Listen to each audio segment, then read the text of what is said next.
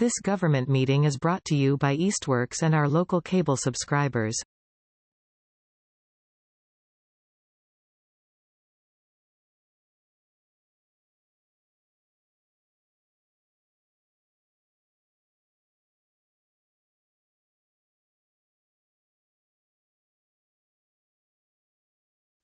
There we go. So we're recording now. So I'm Sarah for the record. And then I've got on my list the 413 phone number. Yeah, that's Christine and Lee. Awesome. Thank you. And then Eric, do you want to wave? Great. And then Fiona's waving too. There we go. And then Margie and Mark.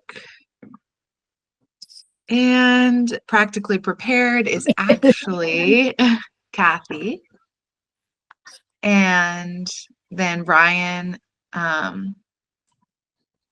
whose screen went dark, but that was just on screen. And Ted, if you want to wave also. Great. Okay, cool. Fabulous. So I realized I think I'm gonna rearrange the committee reports just to accommodate the larger conversation pieces. And in the future, I want to figure out how we can do the treasurer's report and then come back to like, it's just hard. The treasurer's report starts to bring up like our budgeting questions for the committees. So I'm trying to figure out how to better organize those conversations.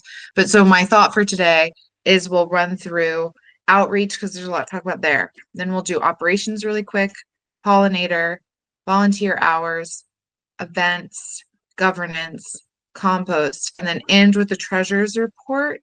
So that way each committee can propose and bring up the budgets for the projects they have been working on, getting budgetary information for, and then we'll end the committee updates with a discussion about the donation garden, and then we'll move on to new and continuing business.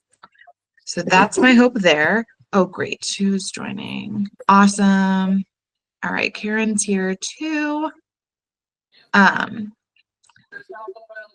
And Karen, I just was telling everyone I'm reorganizing the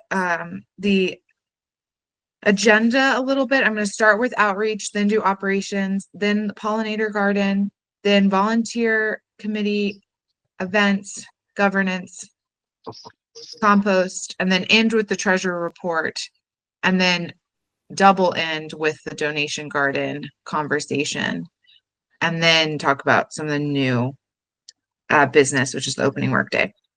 So I'm just moving our conversational pieces to the end and the quick updates to the front, basically.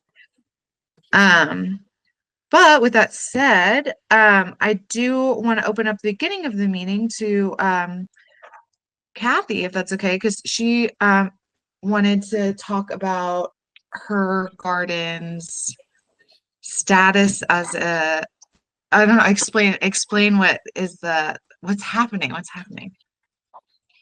Oh, you're muted. Kathy, you're muted. Okay, there we go. We had planned not to do the garden this year. My husband's had health issues for a couple of years, and we were prepared to just not do it. But I've had a conversation with Tamara, who is on our Easthampton Town Council, and she and I have been discussing the idea of a demonstration garden, and not just one, but several around town. So we've got conversations set up with the schools and some people who have offered space in their yards. And I wanted to talk to you to see if it would be possible for me to offer my plot as a donation, as a demonstration plot. So we'd be looking at having a time, maybe, I don't know, a couple of times a month on a Saturday when we were there, that people could come and see what was happening in the garden. We'd like to demonstrate maybe a part of it that was some hugel culture and maybe a straw bale and what a small kitchen garden would look like, or a keyhole garden. A variety of ways to show people what was possible to grow on a very small lot. It sounds really exciting and interesting. We're looking at a couple of names, maybe like Abundant Easthampton. And the idea is that we'd make up some little signs. And if someone wanted to say, sure, we have a lot of seeds. We're both seed collectors. We have a lot of seeds. And we'd be willing to donate the seeds and give them some information. If you want to put a little sign up that says, Abundant Easthampton or whatever name we decide on. But I thought the community garden, ta-da, that should be a place that we do this. But obviously I didn't want to offer such a thing without the committee saying that, yeah, that was okay. Awesome. I think it's a great idea. We already invite visitors. Hi, Stephen. Since we already invite visitors, I feel like I'm inclined to, I think having a structured way for people to experience the garden is good as non-gardeners, because right now people just kind of wander around. Whereas this would be somebody kind of guiding people to know what's happening there. So it sounds cool to me. Yes. And So it would offer some volunteer work so that the garden looked pristine. I have to be realistic about what I'm not able to do anymore that I wish I could do, but what is beyond me. So yeah. That's awesome. And I don't know, all right, cool. We've got some hands raised. That's great. I'm going to say this one point and then I'll move to Margie here. I feel like this kind of speaks to the donation garden thing a little bit. Like we aren't going to do the donation garden, or we're going to talk about that more because it's been such a struggle. But this is definitely a way to donate to the community in an ideas capacity versus putting all the pressure on like actual produce. It might even fit our garden more to have this be what's donated is knowledge. So awesome, Margie. And we did plan to donate a vast majority of the produce actually to amazing the community center. Okay, cool. But you guys are starting your own separate organization. Yeah, I think we'd be connecting with a couple that are pre-existing. Like we'd certainly want to talk to the bees people. And that's what I was going to say. Okay. Yeah. Cool. Yeah. And there's a gentleman, I don't remember his name, but he's started something called Feast Northampton that would set up, or Feast Easthampton, that would set up community potlucks and some community dinners.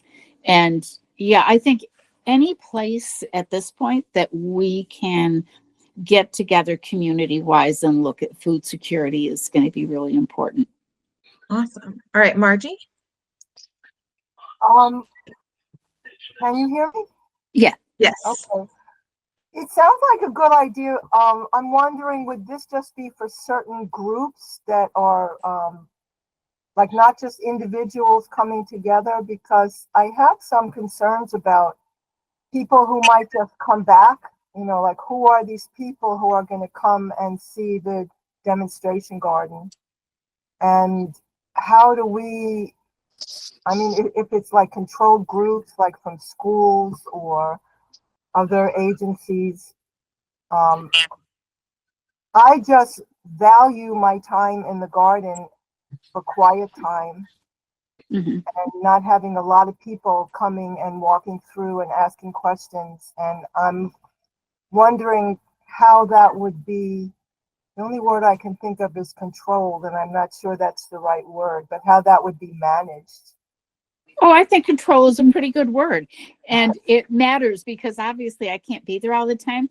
And I would like to be present when people come. So my thought is that we'd set up, maybe once a week for an hour when, okay, from 9 to 10, I'm going to be there. And if anybody wants to stop by, that's the time to do that. But I agree with you. I would not want just 30 people sort of wandering around the garden with no idea who anybody is. And so who would these people be? I would love to say that this would be open to the community. So we'd probably have a Facebook group, and it would be for people who are interested in gardening and say, my first time, I want to see what's possible. And we can show you, this is what's possible in 20 by 20.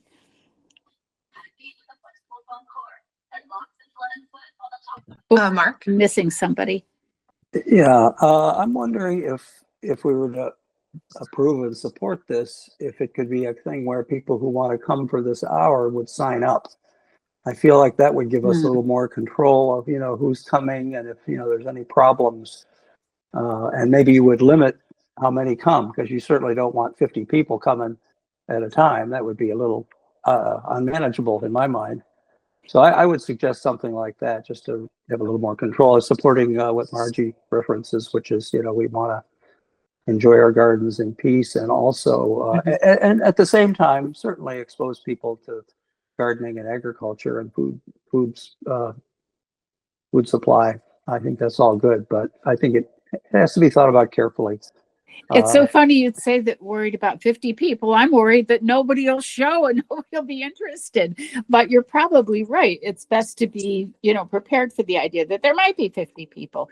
And I think signing up, it would certainly be possible if you had a Facebook page to say you've got to sign up on a sign up sheet. Yeah, I think we've had people coming through, and we try to be polite and welcoming. I think there are some of us who are a little anxious because there have been occasions, not very many, where there has been pilferage in the past, because it's an open space. People can come and go as they wish. Right. We'd like to think that people would respect it, but I just think we have to be thoughtful as to how we organize this. That's my thought. Mm-hmm. I'm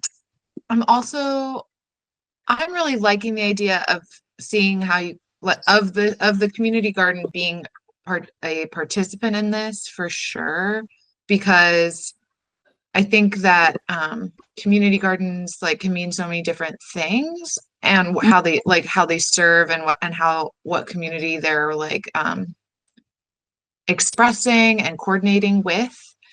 And it kind of sounds like what you guys are doing is almost like a library it's like, instead of getting a book on a gardening, you're going to what a lovely way plot. to think of it. Yeah, well, because it got me thinking, how many Bees is about to do a demonstration, which I'm gonna announce, or just let you guys know about here in a second. Bees is doing an event at the library for gardeners, new gardeners, and I know someone had done a great potato growing demonstration at the library last year. It was you. Yeah. See, amazing. So how cool would that be? It's kind of crazy to be doing all this gardening inside the library when we could be doing it at a garden. So it makes sense, I feel to make the community garden the facilitator for that exchange of knowledge. But I do think it's going to come with its own variables, in the same way that libraries have a lot of oh my God, public space, how do we evolve to manage a safe and fair community space, basically. So I personally, if you're comfortable with it, Kathy, I would put this up to a vote if we're and if you just want to keep in conversation with me and maybe Ryan, who's doing events, and maybe there's some overlap there. Okay. But before I bring it up for a vote, does anyone have last questions or comments? Yeah, Karen. Karen, you are muted. Oh, great. Right. Okay. So what I'm wondering is, is this group you're affiliated with, do they have a website? I know you went over the basics, but I'd like to read about what you all are aiming for in more detail. Oh, you're giving us way more credit than we deserve. The group is 2 people so far, Tamara Smith and myself. And when I say this happened, we had our first meeting a week ago, and this is a skeleton of an idea. And I hope that it will be fleshed out, not over the next few weeks, but over the next few years, that it evolves. It is going to be basic the first year. And we don't even have a real name yet. We've been knocking back and forth what the names will be looking like. we're meeting with some other groups and some other people. Sort of springing, I think this sprang out of, you know, the money being cut for community, well, for farms to donate food or to sell food to school systems. And how do we make sure that people in town have access to fresh fruits and vegetables, and especially with SNAP benefits likely on the chopping block. So absolutely brand new. The whole idea is, what can I do in my backyard? What could I do in a really small space? This could give you an idea what you could do in a really small space. I wish I sounded a lot more put together to the point that we had a website, but that is not the case. This is really new. How are you going to be advertising this? Yes, and I think we will have a Facebook group, and we'll put that out in the Easthampton Friends and Neighbors page, that, you know, this is going to be available. If you're interested and want some assistance, we'll have seeds. We can give you some information. We can lend out tools to a family, even go and help them for a day. I'd like to be affiliated with some other groups. I'm talking to the folks at the school to see if maybe there are any students who might want to volunteer over the summer, you know, with some of the hands-on manual labory kind of things. But we hope it will grow. It may not. This may be a one-time deal. We try it and we think, well, that was an unmitigated disaster and we won't do it again. But I paid for the spot. I've got the spot. I'm certainly willing to donate it to this project. And if we have vegetables to donate to the community center, you know, yay. If we have 5 people who say, wow, this was really fun. And yes, I grew some cherry tomatoes and mini cukes at my house and had some salads and it was really fun. And I think I'm going to put in a, you know, tiny garden next year. Yay. Everybody starts someplace. Right. Any other questions, Ted? Yeah. Yeah, I was just wondering about the location, and if it were to continue, Mm-hmm. whether or not some land down just beyond the 12 plots Mm-hmm. could be developed at the end of the garden, so it doesn't take away from the community garden plots, that because we have people on waiting lists and so forth. Good point. And but to create some other space, and that area at that end might also be accessible from the road to just walk down in there without people having to walk through the entire garden area. But that's the least of my concerns, given the parking and so forth.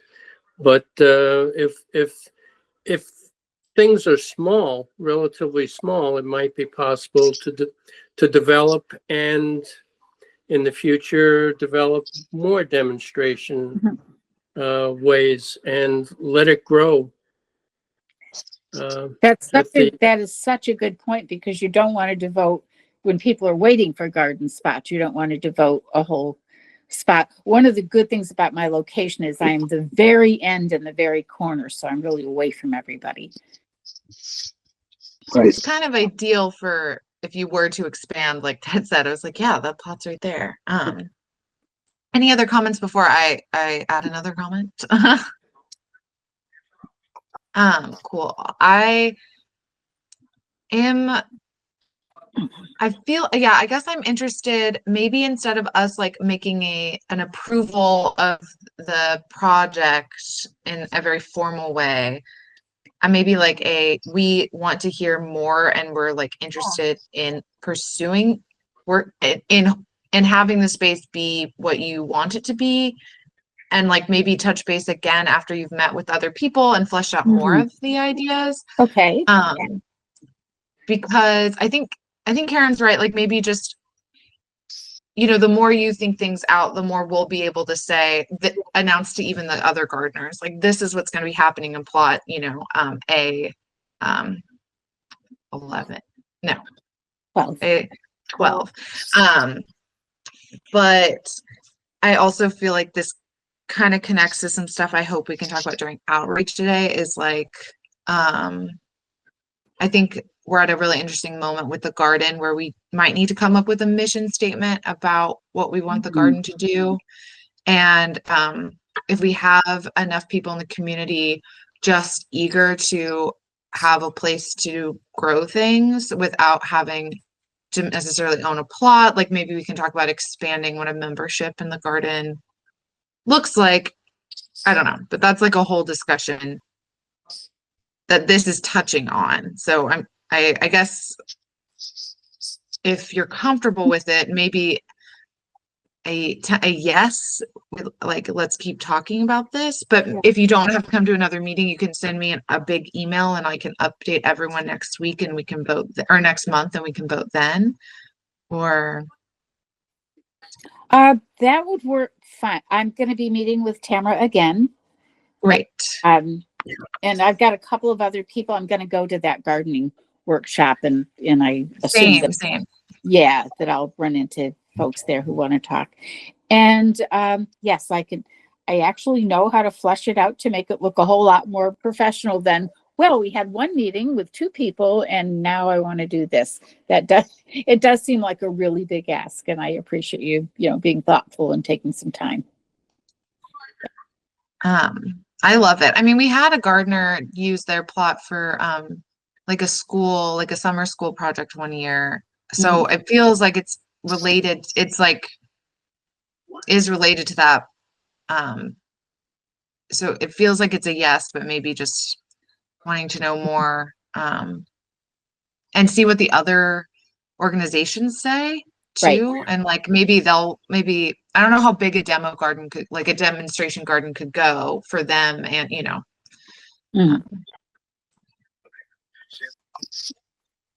any other questions, or anyone feel like adamant that we should just vote on this now?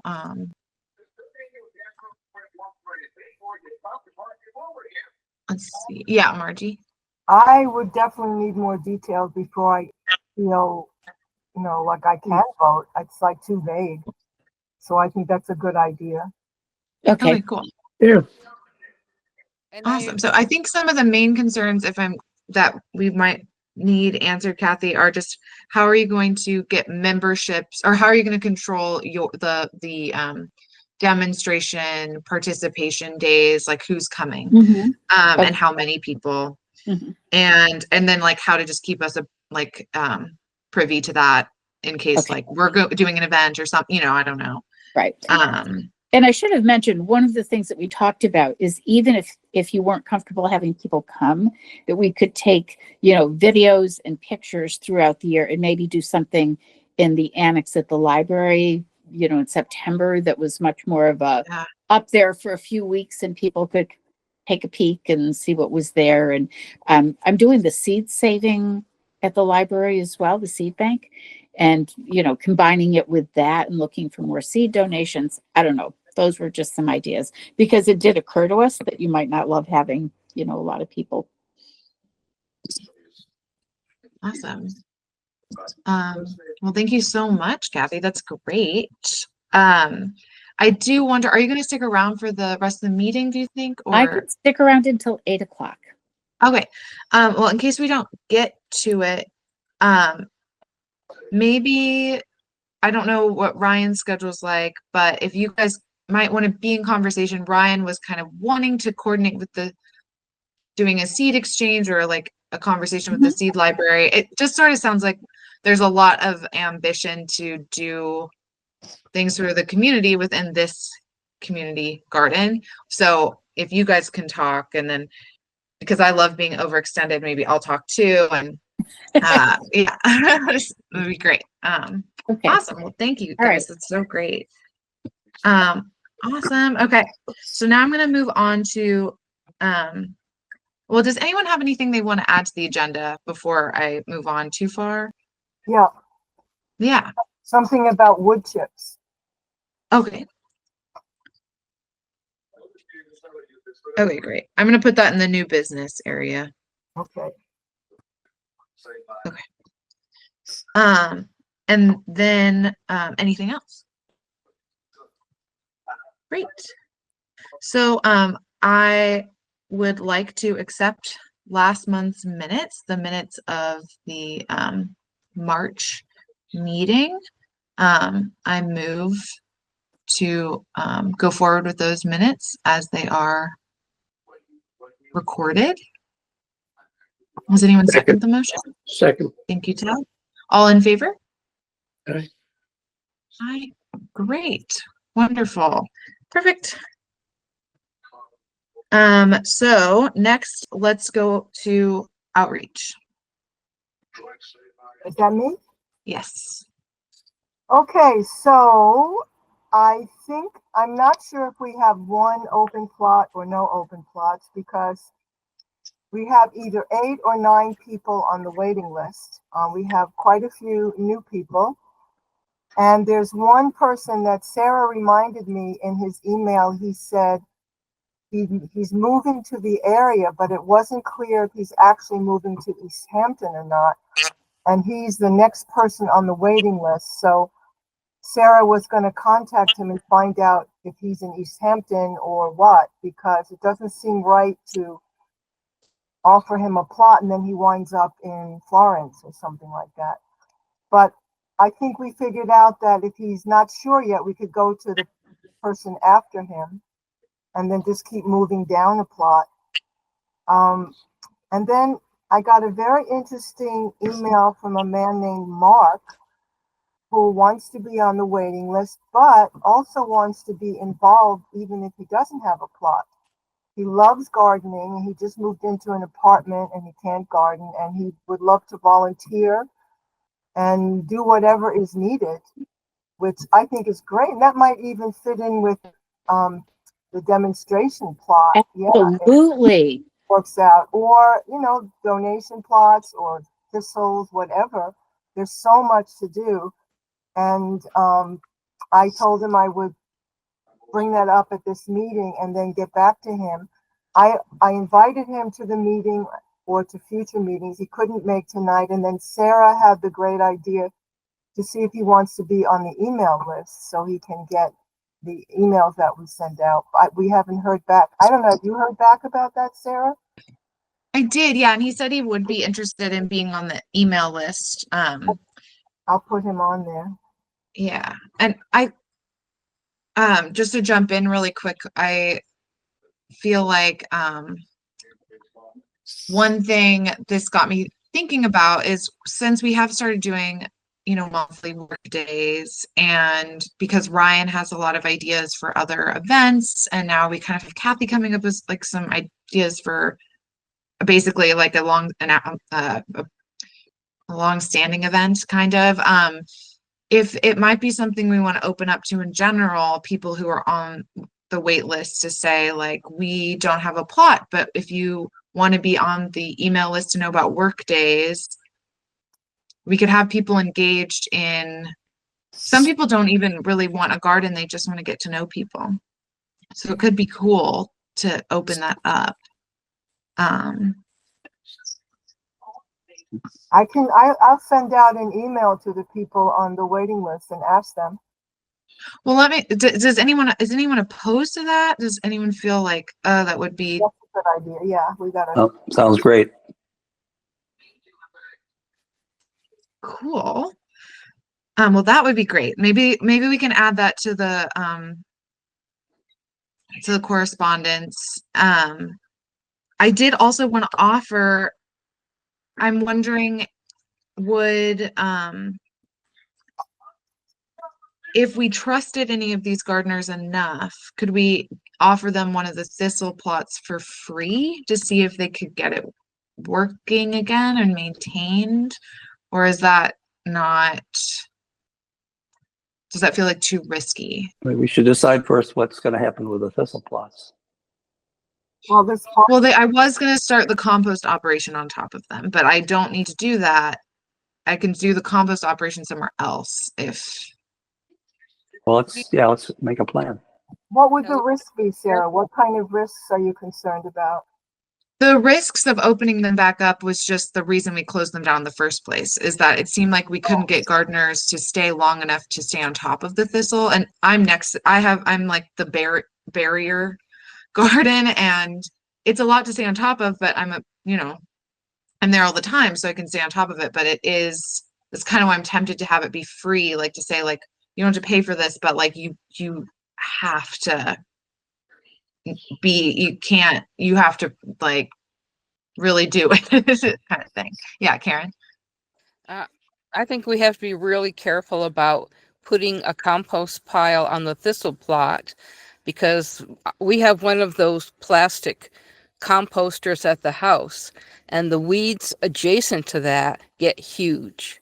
So we would not want to be feeding thistle. Right. No. I mean, the compost operation, when we talked about it a little bit last year, we were going to put the landscaping cloth underneath each of the, like, so it's the 5 like cylinders that'll be like in the wire grates, and then each time we open them up and we transfer the material as it's decomposing into each stage of the process and then close back up the wire cylinder. So underneath that would be the landscaping cloth. So hypothetically, yeah, nothing would be coming through or going down. I don't because that landscaping material is crazy, but yeah. I don't trust totally the landscaping cloth, because that I had that had thistle in it, they would grow in the dark, underground, at great lengths under the cardboard, and then pop up at the end. Okay. They're very virulent. Yeah, it's true. They are. It's true.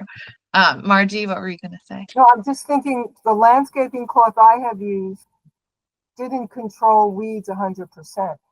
It kept them down, but there are some weeds, and I'm sure thistle is one of them that just came right through the cloth. Karen? And also it breaks down over time. Mm-hmm. So if you've established compost bed there, and over time that hardware cloth is breaking down, that landscape cloth, now you've got this great feeding area. I've had gardens in different places. I have dug up at times plants. I mean, the plot that I had been there for more than 5 years, I was digging around and I dug up gladiola bulbs that I had not planted, and they germinated. Wow. So stuff stays quiet underground for a long time. And then when it gets some signals to start, then it gets going. So if we put something, I don't know, concrete over the thistle, then I would feel okay. But to just put hardware cloth, I wouldn't trust it. Would that feel, then would it feel like more of an option to open them back up as plots? I think that I think we need to be putting the wood chips on it every year over to keep it down. So it's not coming up through the wood chips now, right? It is a little, but the reality is, based on the work days and how people can't commit as much time late summer when the weeds get really bad. It's not, we just haven't been capable, like last summer, we just weren't capable of like staying on top of it. Okay. Based on who comes to the work days. So my thought was, if I could cover all of it in, the landscape cloth and wood chips and all that stuff, and then because the way the compost operation will work is it will require a crew to come every month and turn each of the 4 bins, which will mean people are there engaging with those plots every month, keeping the thistle down. Well, what about the grow bags on the thistle plots? Did stuff It not didn't go? It didn't just it wasn't. It just, people didn't end up being able to maintain them. because they didn't have time. Yeah, I think so. Well, I mean, what if we made, like 1 bag or 2 bags available to somebody on the wait list? If they have time for a plot, they should have time for a grow bag. Assuming they want to. If they want to, right. If they want to sign up for that. I mean, if what they want to do is grow, put a tomato plant in, then that would be us keeping that area clear of compost, growing something on it, and giving somebody a chance to grow something. I mean, yeah, Ted. Yeah, I was just going to say I've been trying to use grow bags, and I've seen other people using grow bags, smaller ones, 5, 10, 20-gallon grow bags, not the huge ones, but perhaps some of that area can be just designated as grow bag area and let people have a 10 by 10 plot or whatever, or 10 by 20. And just say you can only grow with grow bags And maintain it with, and keep maintaining maintain the it, wood yeah. chips and stuff. Yeah, this is a great idea, Karen. I was just picked up some plastic grow bags at Aldi's. So you can get a packet of grow bags for $3.99. So each grow bag is like $1.33. Awesome. Margie? I just wanted to let you know that I'm not finished with the outreach part. No, I know. I was like, I guess, well,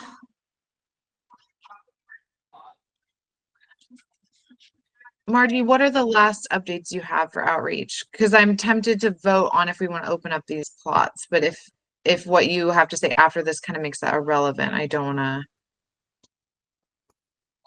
Well, the one thing that triggered a thought is that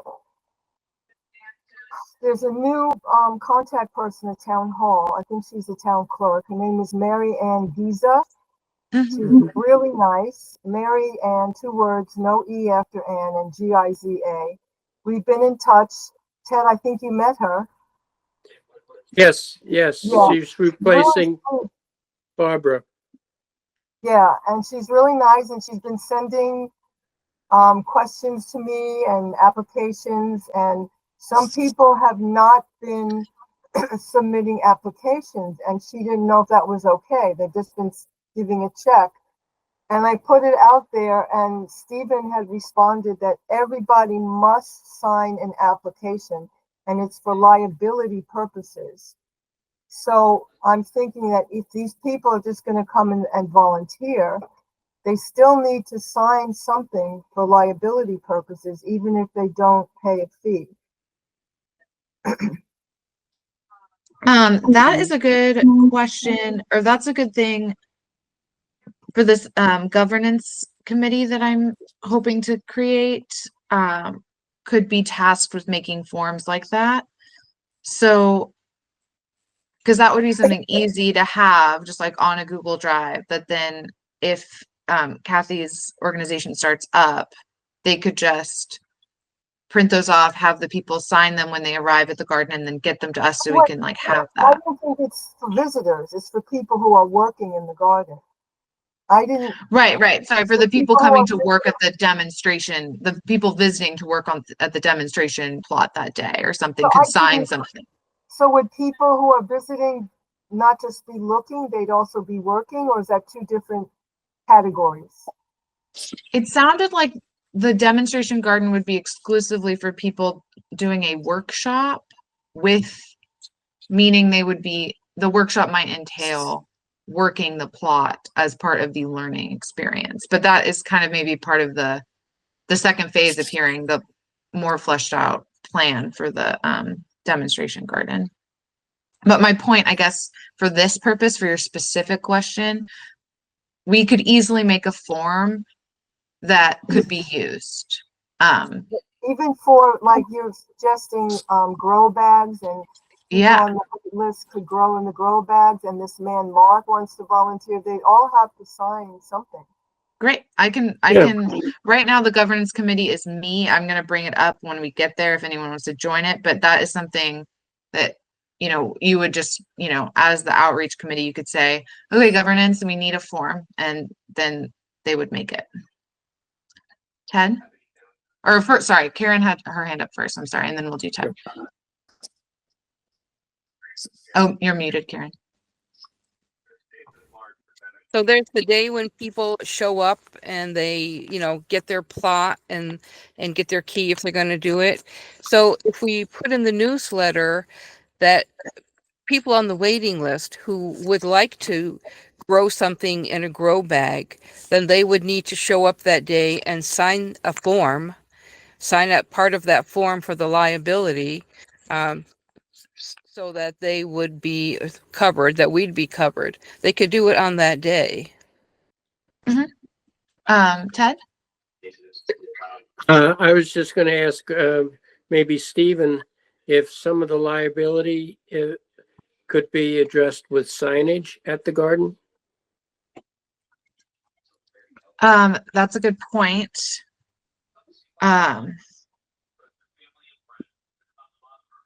Because I do think that is true, actually.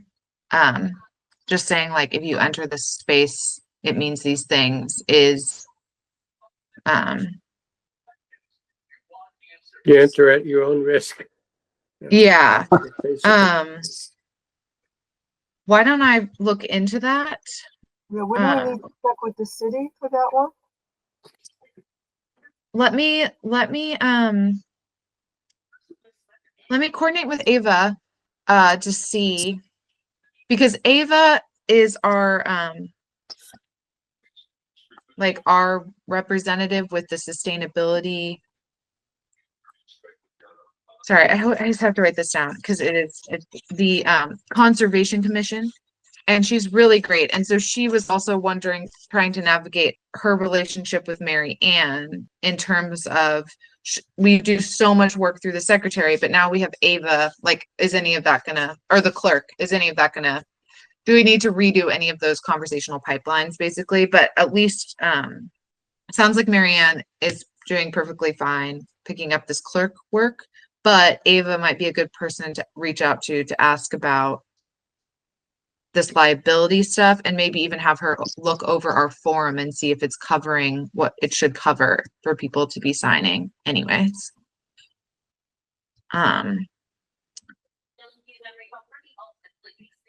So my feeling with that is maybe,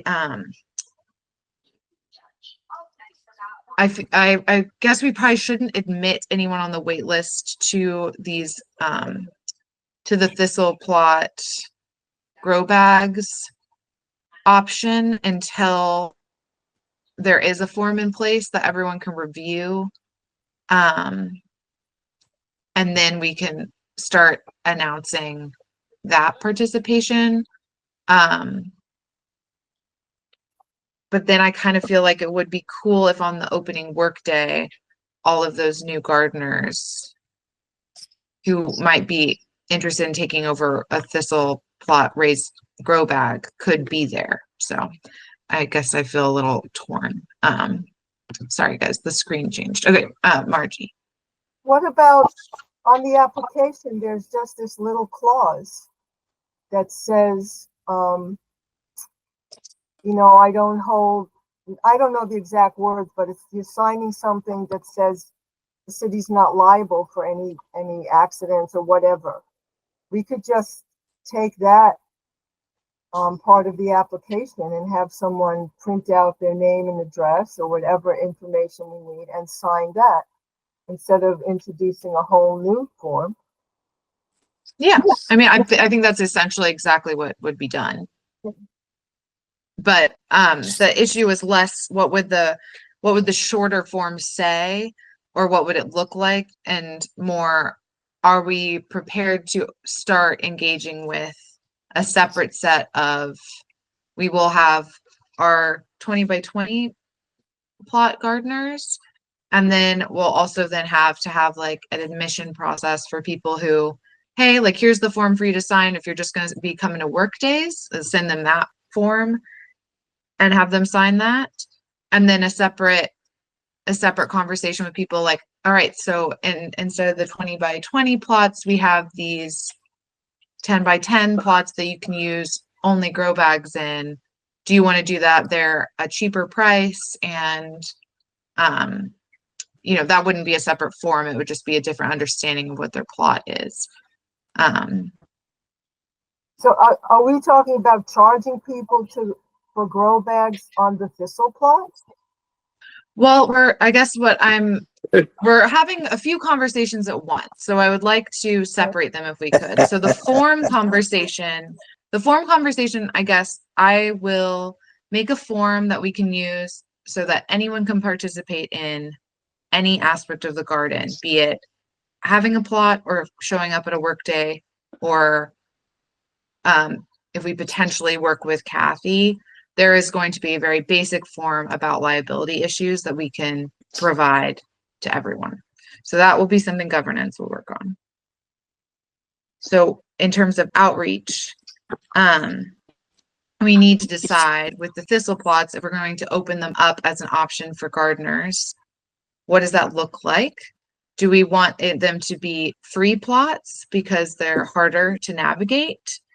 And because the people participating in the free plots are going to have to purchase a lot of dirt to fill their grow bags with. That would sort of be my temptation, is these are free because you're gonna have to put a lot more money into the project. Do we still want to offer them as 20 by 20, or do we want them smaller?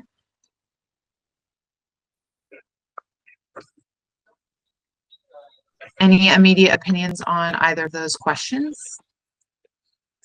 Karen? Yes, I think since we have had issues with people having the time to take care of those grow bags, I think that people on the waiting list should be offered for free a few grow bags. I don't know how many grow bags we have per plot, but I think, Karen, my hesitation is I don't want to provide grow bags. no, I just want to provide the plot and say Right. you are only allowed to use grow bags on these plots. They're free because you're going to have to invest in your own dirt and grow bags. right.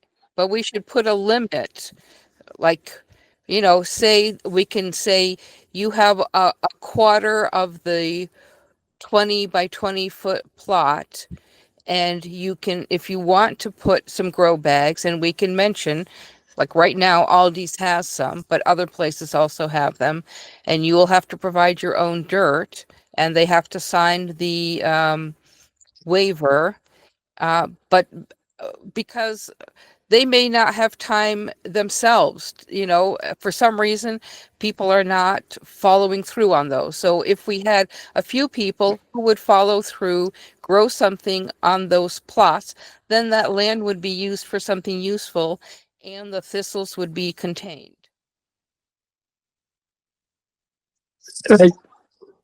Yeah, Ted. I agree. Maybe one of the 20 by 20s and make it into four plots. Can I ask, why is it better to offer a smaller plot to someone on the wait list than just a normal sized one? Well, one is a 20 by 20. You're going to have a lot of grow bags. Mm-hmm. And one of the things you have to be concerned with grow bags is in hot weather, you really have to stay on top of the watering. So people do have to take time and be able to get there to do the proper watering. And maybe just to start out and see how it goes. And if we have a lot of people on a waiting list, it's a way of getting people into the garden. I think they should be filling out the same application as other people, but maybe they could just hand if you are one of those gardeners with the grow bag plots, just give us the application as opposed to going down to City Hall Yeah, because they and wouldn't have having, where they're gonna ask for a fee? No. Yeah. Um, Hold on. Well, don't I'm gonna always do have- Kathy and then Margie. no, I just want to respond to Ted's comment. I tell people, there's some people who didn't have to pay last year, who maybe, I don't know, different situations. I just tell them, write a note on the application, no fee required. And that has worked with Barbara for years. Okay, So, we can do it that way as well. Okay, I guess I would love the logistics. I would love to try to take a step back from the logistics. I want to see if we are going to open these plots up first, and then we can iron out how people, the forms and things. Kathy? I did 12 grow bags last year in our plot. And what we found is even with two of us, and we don't work, we're both retired, it was a full-time job to try to keep them watered. Our production was very poor because they just require almost daily watering for some things. Mhm. So I can't even imagine a 20 by 20 plot that was all grow bags. And we spent, I don't know, a couple of $100 on soil. yeah, Yeah. proper filling of the grow bags. It's, you can't just throw a bunch of dirt in. No. Margie, did you want to add anything else? well, I just have this thought too that, one of the ideas of having the grow bags in the thistle plots is to keep the thistle down. But if you have a huge plot, you're not going to fill the whole thing with end-to-end grow bags. So you're going to have to watch the thistle in between the grow bags too, which is extra work. So putting it in smaller plots where the grow bags can there's just less land to take care of. Totally. Yeah. Karen? And that we should limit the number of grow bags that they can put on there, just to make it more reasonable for this to be successful. Let them start out with a few grow bags on a small piece of one of those plots and see how they like it, see how it goes. I feel like if we just mark out how small their plot is, we don't need to limit the amount of grow bags, as long as we just have it marked as like the 10 or 5 by A- 5. yeah, 5 by 5 size plot. Ted? Those plots should also be covered with wood chips, cardboard for the parts. Yes, that's part of it. And the grow bags put down on top of those, or some people use saucers under their grow bags to hold water for bottom watering. So Oh, that's an idea.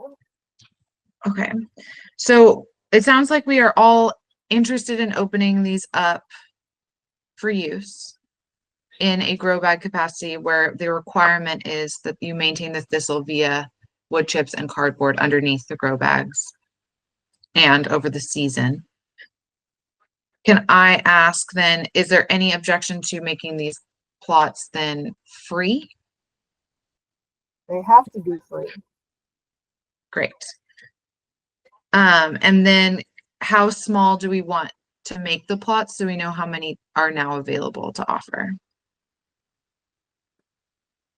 I think we should start with 4 10 by 10s. 10 by 10 wouldn't. Well, I'm confused with this math. I thought 4 would be 5 by 5, but I could definitely be wrong because my math is not great. Each plot is 20 by 20. So Right. if you cut that in half, Yeah, it's each 10 by 10. But then you cut it in quarters, it's 5 by 5, right? Cut in half one way is 10 by 5 by 20 and then 5. 10 and a half the other. And you'll have 16. 5 by Um, 5, 4 5 by 5s, so 20 by 4 10. 5 by 5, that's what I was thinking. Yep. It's gonna, if you cut a 20 by 20 in half, it's cut in half this way would be a 20 by 10. And then if you cut it in half again, it'll be a 10 by 10. So it's a 10 by 10, 10 by 10, 10 by 10, 10 by 10. Okay. And at Go with each that. 10, you can have 4 5 by 5s.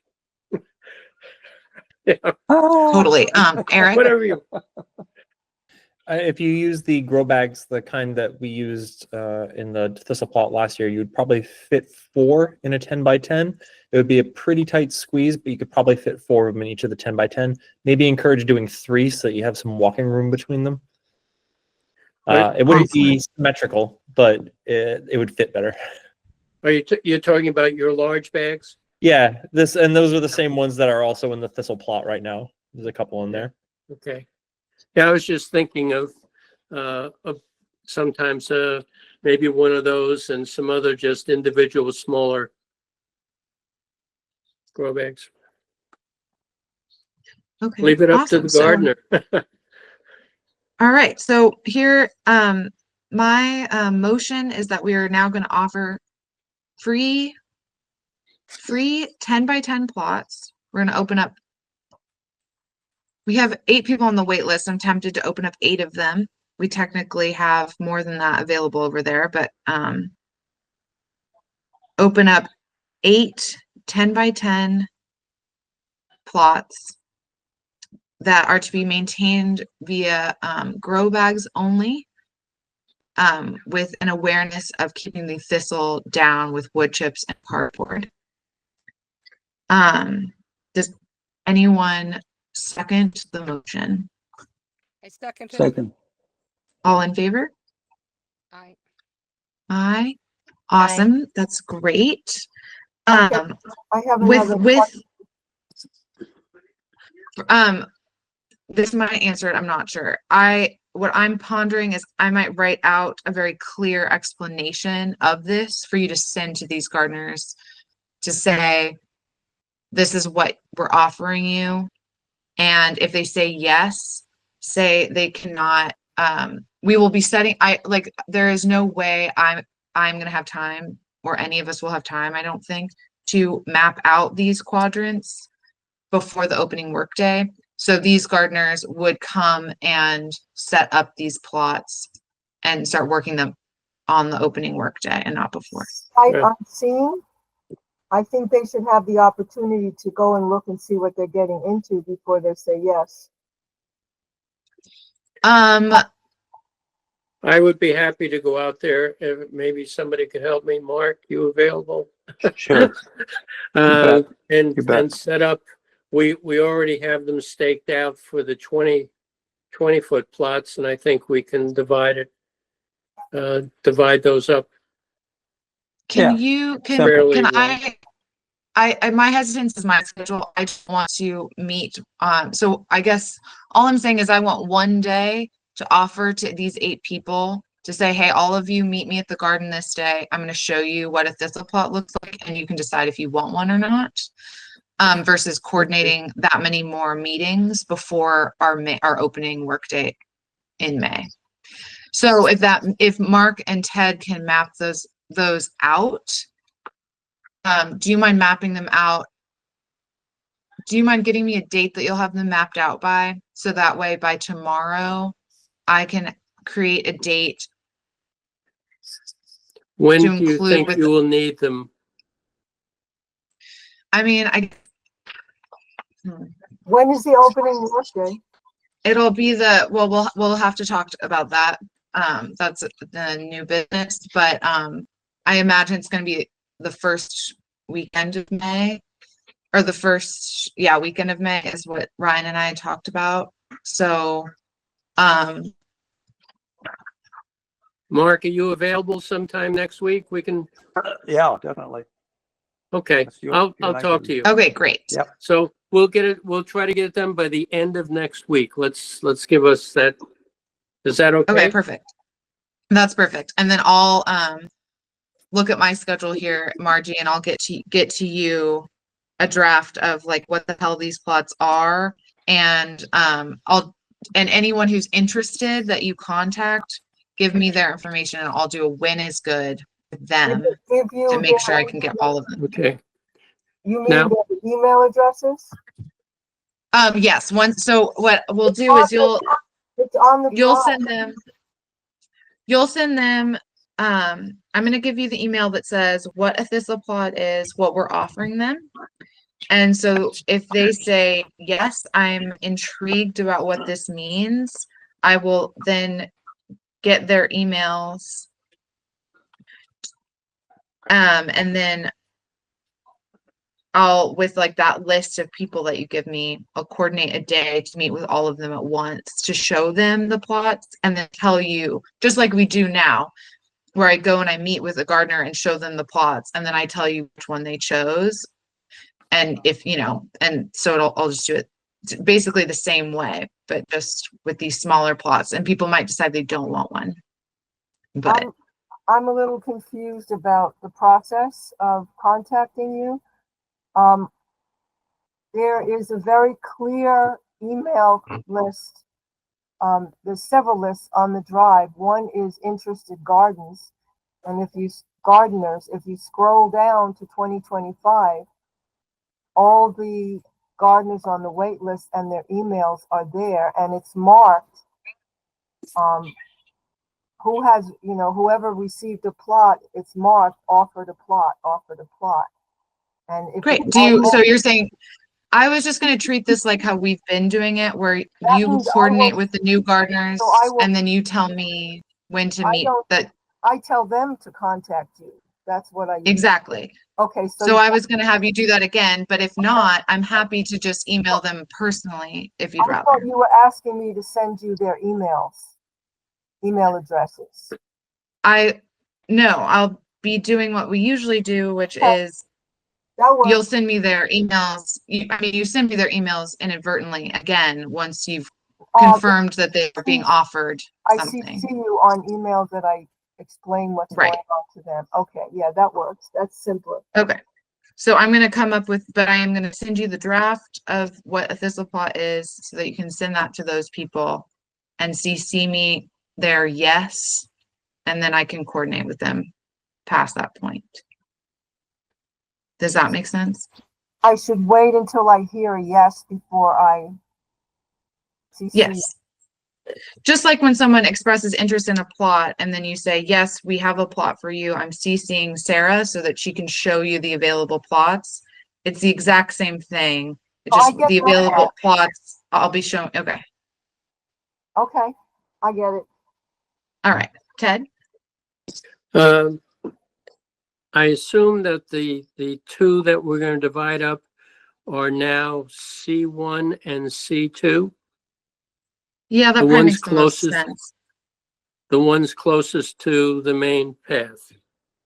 It's C2 and D2, isn't it?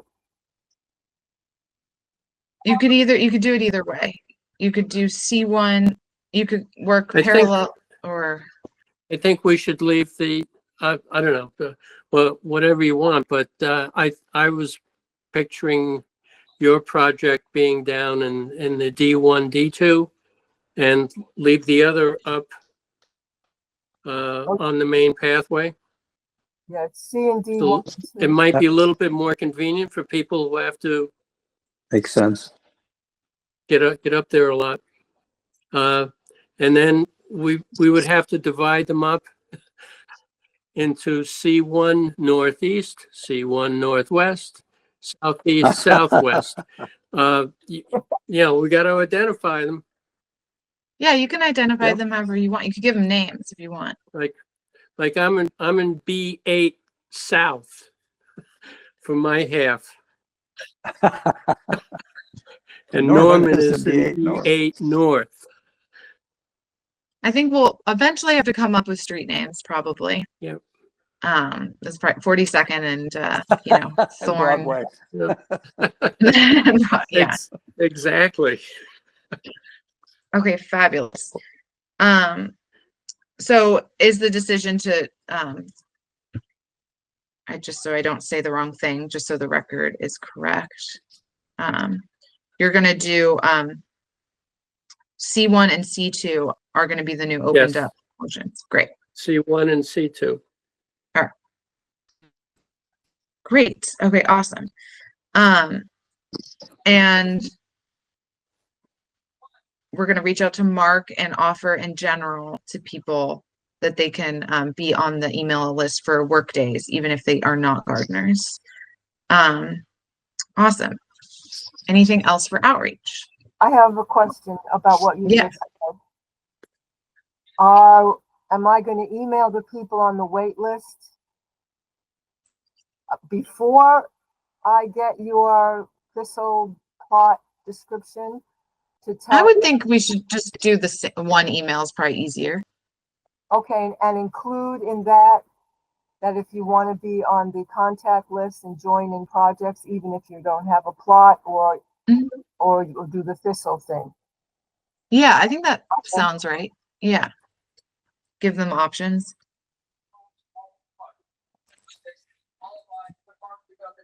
Okay, awesome. Anything else on outreach? No, I didn't even expect to go this deep.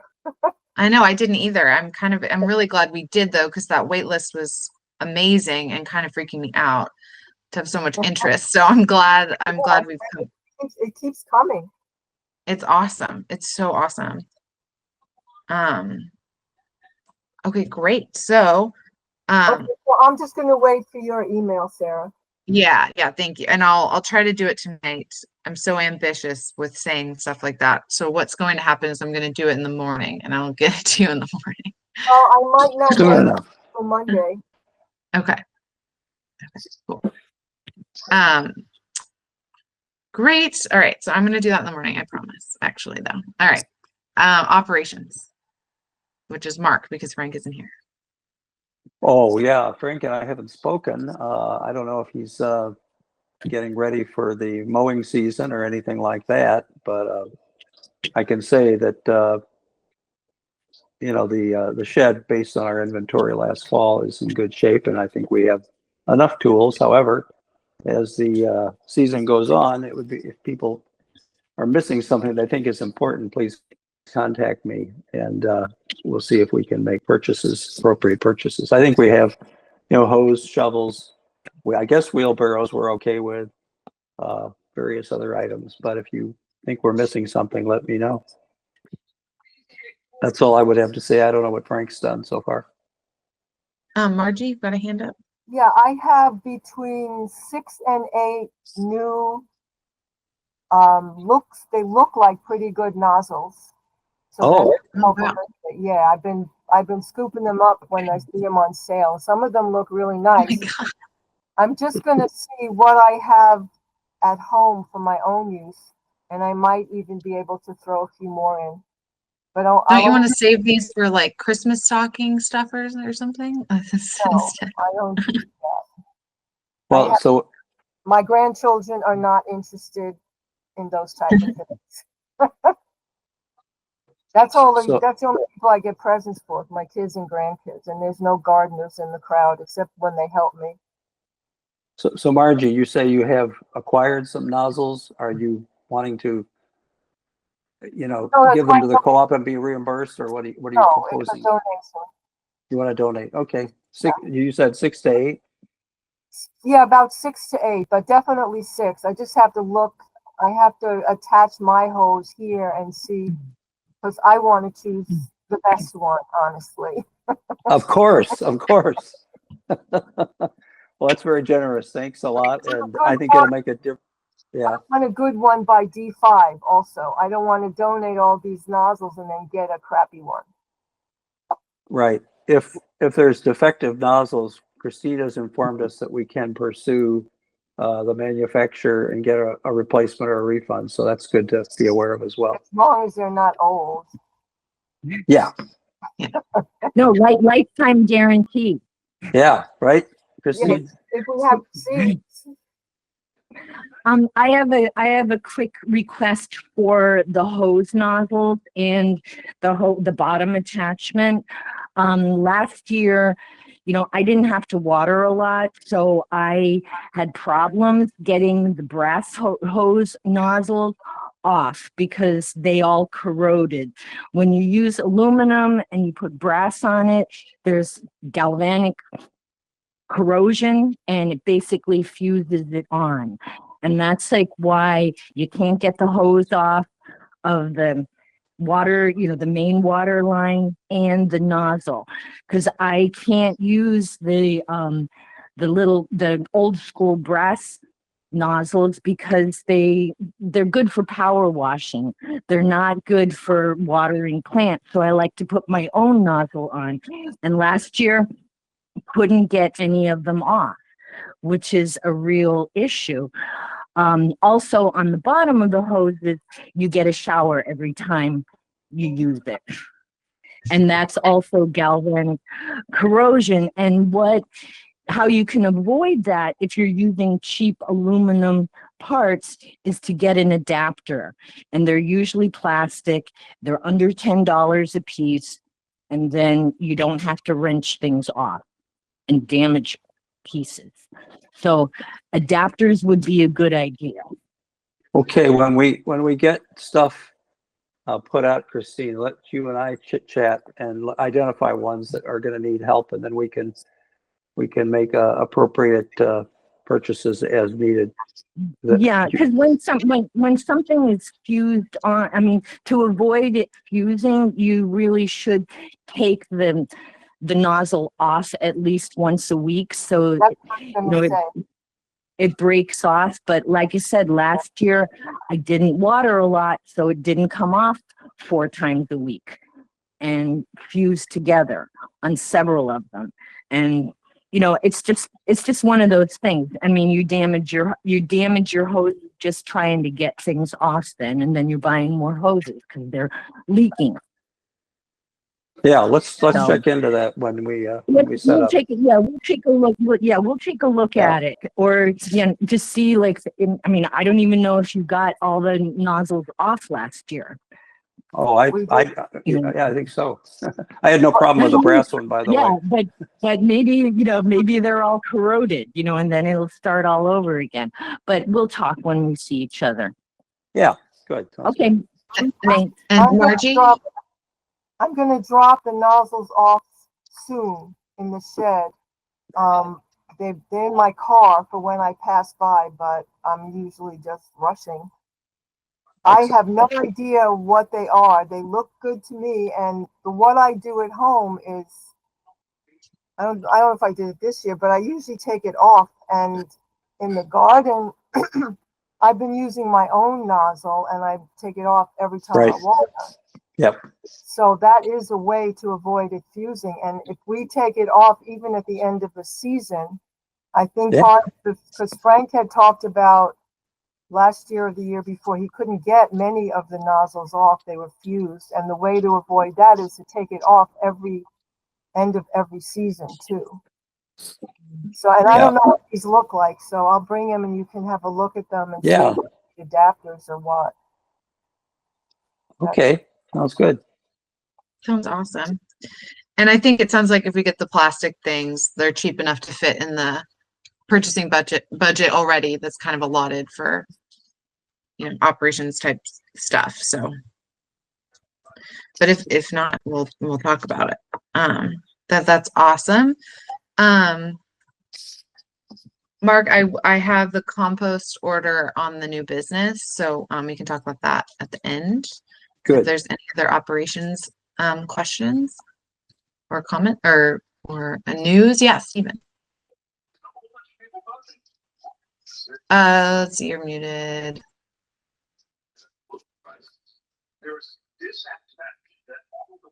Stephen, you're good to go, but I think you're muted. I don't know. Okay, I think I'm unmuted now, right? Yeah. Yes. Oh boy. Yeah. So I think this fits under operations or old business, your choice. It's about the water. Oh yeah, sure. We can. I forgot that you contacted the water company. I wanted to update everyone. So because last time we were noticing that in terms of invoices, that there had not been any charges made to us by the folks that used to take care of our Broadbrook. yes. And so I did contact them.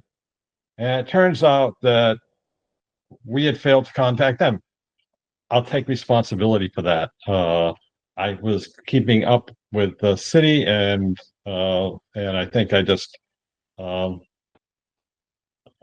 failed to think to do the second step. Long and short of it though, is that they this year are going to, instead of us contacting the water department to turn things on, they're going to do that. And the reason they're going to do it is because that way they can arrange a time in which the water department can come up at the same time that they are, and they can explore and make sure that everything is in good shape. I think that they were a little bit behind on the fact that we have had work done by the water department where we had the problem areas. So hopefully everything is in good shape. However, they will see it together about where we are, and it may be that some additional work has to be done. We don't know. Is this Broadbrook you're talking about, Stephen? What's that? Is this Broadbrook you're referring to? Yeah, this is Broadbrook that I'm talking about. Okay. Yes, correct. Okay, thank you. But in any event, this should be happening very soon. Oh, great. Okay, cool. So you'll be able to email us what they say after they Yeah, they check it said out. they and would get in contact with me, but if they don't, then I'll get in contact. But I'll follow up with them. Awesome. Oh my gosh, that's so great. Thank you. How much is left? I didn't look. What's left in their account? Because we have to obviously maybe put money in. We don't have to worry about this now because we don't have a pending invoice, but we will. Yeah, Broadbrook. Where 350. is? Why am I not seeing it? There it is. $315. Okay. Yep. Well, like I said, we don't have a invoice, but we may need to Yeah. bump that up a little bit. Okay. I expected that we would pay $250 last year based on the previous year, but haven't gotten any bills for them. Right. You haven't because they haven't done anything. So, okay. Yeah. That's the update. Great. Great, thanks, Steve. And maybe it was a great way to save some money on accident. Okay, fabulous. And just a note on that, I'm going to work on having governance make some opening and closing documents that lay this stuff out that say, call this number Broadbrook at the beginning of the season for this thing, and they'll contact the city and it'll do this and take the nozzles off the hoses. And so that way we have a very clear document for future years to use. Like these things have to be done beginning and end of the season. Steve, Awesome. one question. Stephen, do we have to call Broadbrook to close down also? Is that, that's Yes. the way it's going to work now? Okay. Yes. Okay, cool. Okay, great. Awesome. Any other operations? Great.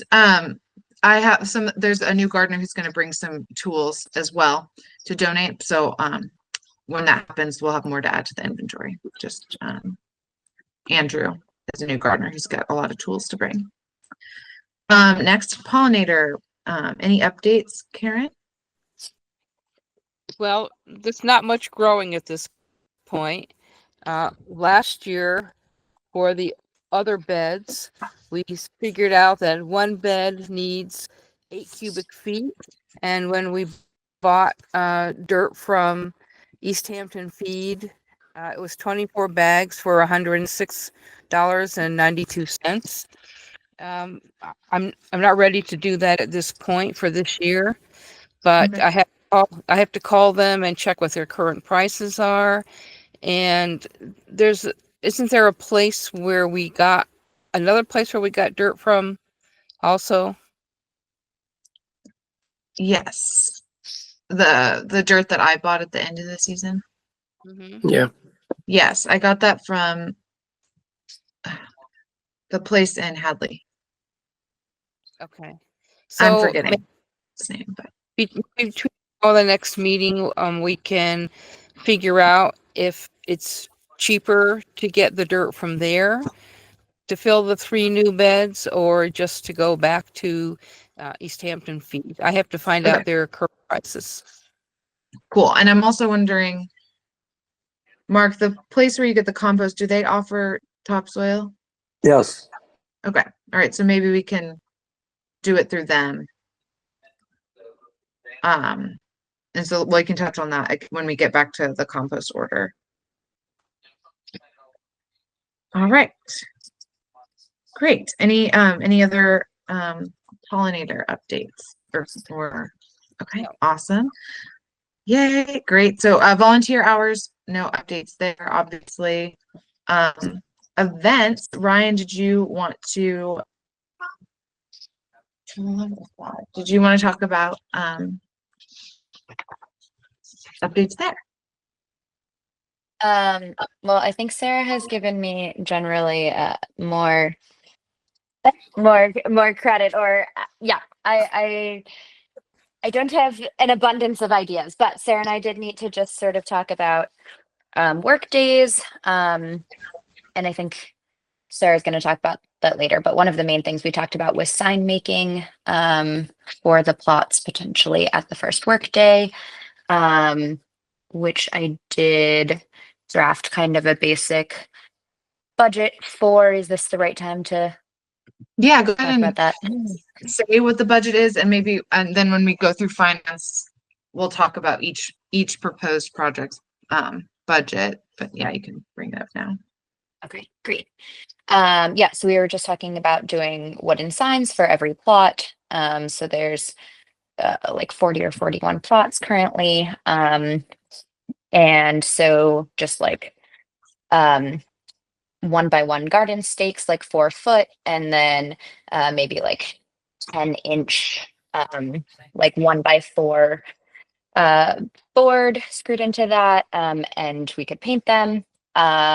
And sort of depending on where we went for materials, whether we went locally or went to somewhere bigger like Lowe's, between probably like 110 and 140 for materials for that is what I came up with.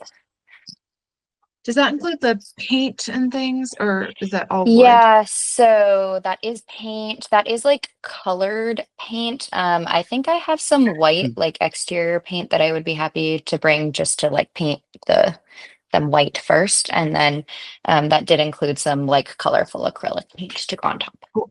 Awesome. Because Flurry has paint, which I didn't realize, so that works.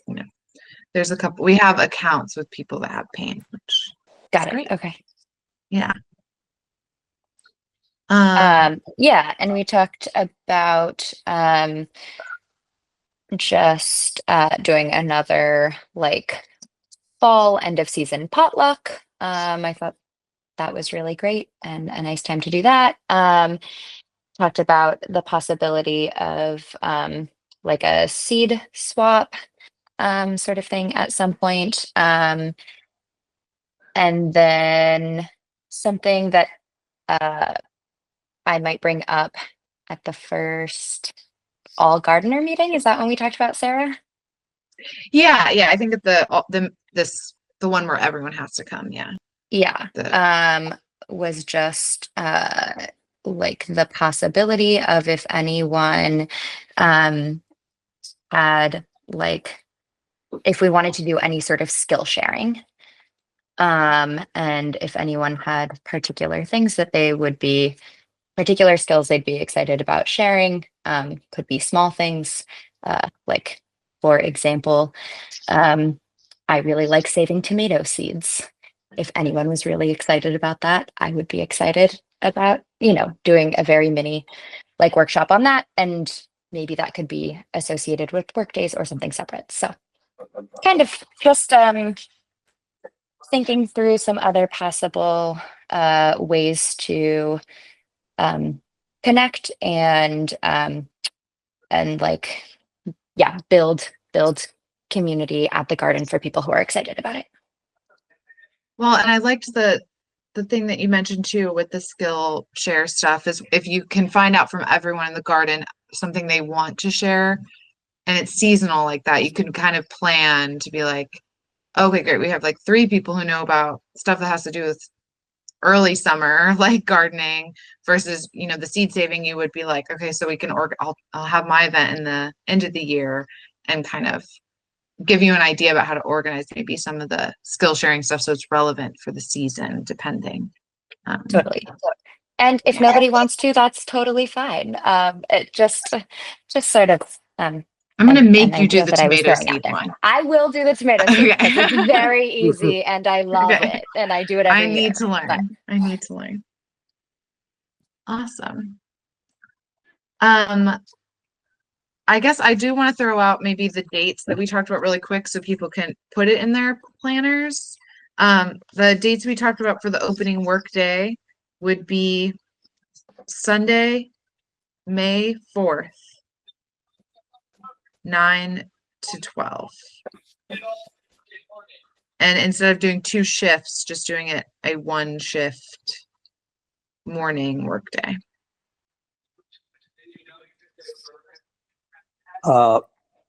Quick comment, which is some of us have things that occupy us on Sunday mornings. So if I were going to contribute, I would have to do it at a different time, maybe on Saturday or something. But I could come myself and put up hoses. I could do that. We could do Sunday later in the day, like noon to. Yeah, I could show up. That would be better for me too. I don't do. Okay. Yeah. Noon to 3. 3. Great. 12 to 3. Yeah. Okay. This brought something up. I guess I was wondering if Ted, if you felt able to with the budget or the like kind of the budget, if you could maybe come up with us adding an events budget of sorts. So obviously like a project events wants to do is the sign making thing. So that would have like, that's a proposed project of $140. But maybe if there could be a kind of like how there's an operations like loose expected spending, maybe we could start to have events budgeting for like buying donuts from up the hill or, you know, buying like some things for the work days, like for people to eat and drink. If that's something that we want to start doing. Because I was wondering, since this is a Sunday cute thing, it could be cute to have some brunch items. If there's room in the budget for stuff like that. Well, I guess it would depend upon people saying they want to have something like that in the budget. Then yeah, when we get to that part, I don't really have a budget now. And I need from anybody who is asking to have an expenditure, and we'll cover it, I guess, at the end.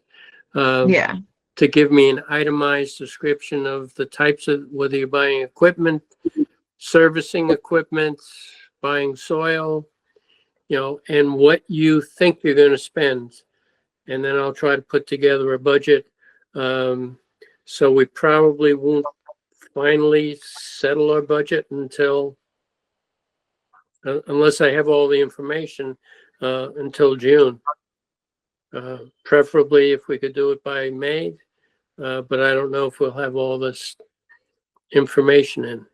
So if you're planning on spending money, please contact me. You should have my email. And let me know what you want to spend it on. How much? If there's a range, give me a range. That will help me, and then we'll build a budget to see what we can fit in. awesome. I love that. Margie, you have your hand up. What about, we make it a kind of potluck and just, tell people bring snacks to share? Okay. That sounds good. Mark? Oh, you're muted, Mark. Sorry.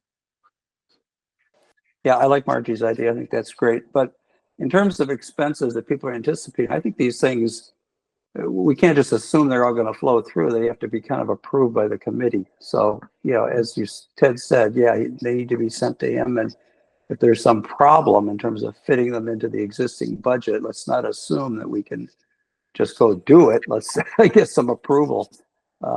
If it has to be. Yeah, sorry, the $140 spending would be a proposed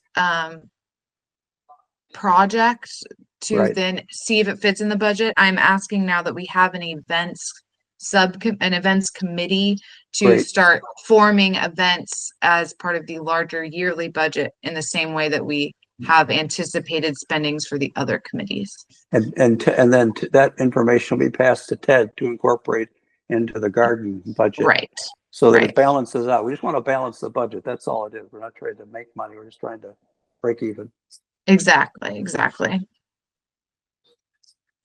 Okay. So, and then the other event that we had mapped out was that the closing workday potluck would be October 11th. Sorry. The potluck would be October 11th and the closing workday would be October 4th. Is that right? My mom's birthday. Yeah, that's what we talked about, Sarah. What day is it? Let's see, the 4th, they're both Saturdays.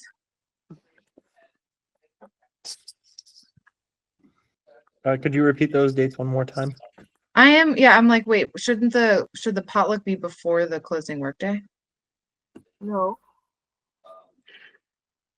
It doesn't have to be. Okay. So we have the potluck for Saturday, October 11th. And then the closing workday to be Saturday, October 4th. Should we say something like subject to change? Because like this past season, it was warm for so long. I feel like I was gardening into November.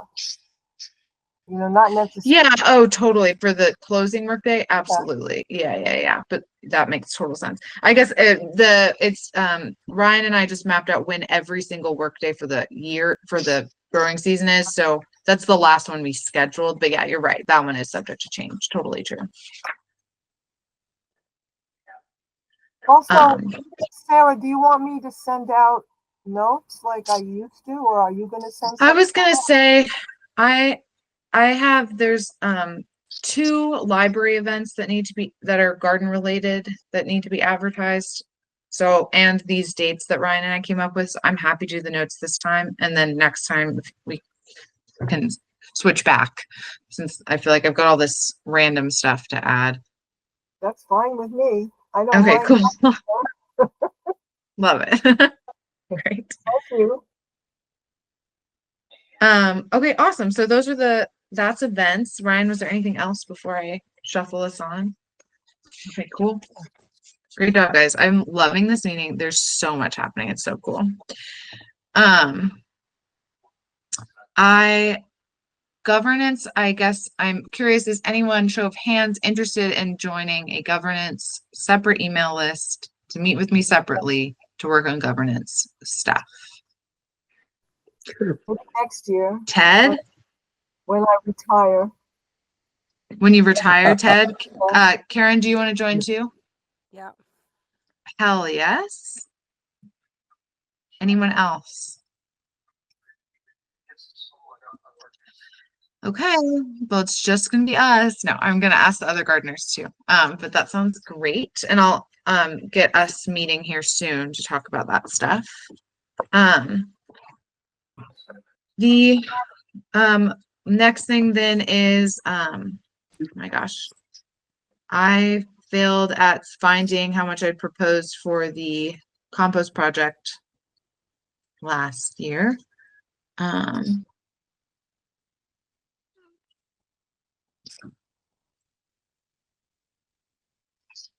So I have the finalized plan, but I failed to find how much my proposed budget was for that, but I think it was $60 is a note I have written here, so I'm gonna go with that for now. For the compost project, I'm hoping to ask finance for $60 to get the supplies for that. Okay, Okay, awesome. So email me. drum roll, treasurer, let's go. No changes other than so far, the fees that have come in, fees and some contributions in addition to the fees have come in at $880. That's so I expect there's going to be more coming in. That's a little under last year. Last year I think in the budget we had a total of about a little over $1,005, I think. So I think we're on the right track.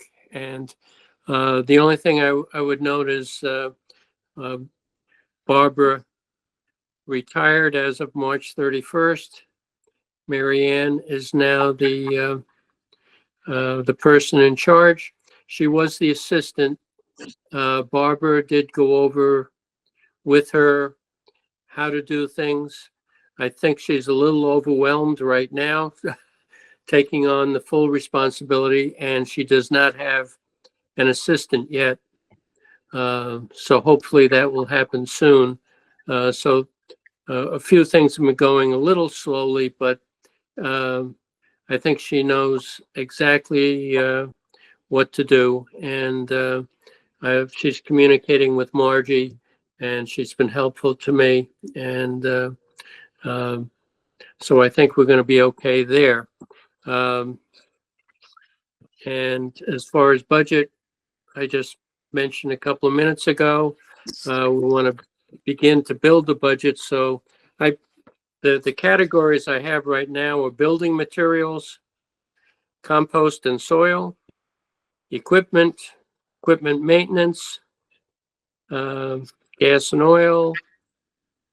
What is this thing? Oh, irrigation services, which is Broadbrook, basically. Plants, if you're going to buy plants, shed keys. I guess, Sarah, you take care of that with pretty much petty cash. Yes. And I will update you. I'm going to make more shed keys, so I'll update you with the switch and the petty cash amount. Okay, I'll catch up with you before the next report. Yeah. And then we have some that we can put into miscellaneous. If we decide we wanted to do something on events, then I would have to put that in as a category. Can be done. So that's about all I have on the treasurer's report. So if somebody could move, or if there are any questions. Mark's got a hand up. I do. Yes, Mark. Yeah, a couple questions. First of all, I'm just going over the report that was sent, which was, I guess, last month's report. Mm-hmm. And I'm just going to clarify because, it's been a year since we look at these things. So the reserve fund unallocated, 1912 and 60 cents, that's like our pot of dough that we just currently have. It's unencumbered. It's not been allocated for anything. Is that correct? That's what we have, that we would go to add funds for Obashan or Broadbrook or whatever. So the total funds that we have are what is designated for purchase orders. plus the amount that's unencumbered. In other words, we've sort of got the funds, say for Obashan and so forth, already earmarked. Okay, so according to your report there, it cites a figure of 3,319 and 65. Is that money cash in the bank that we currently have that hasn't been? That's money that's available to us. Yes. Okay. That's in Okay. our account. Very, very helpful. And does that include the revenues that have come in so far this year, the $880?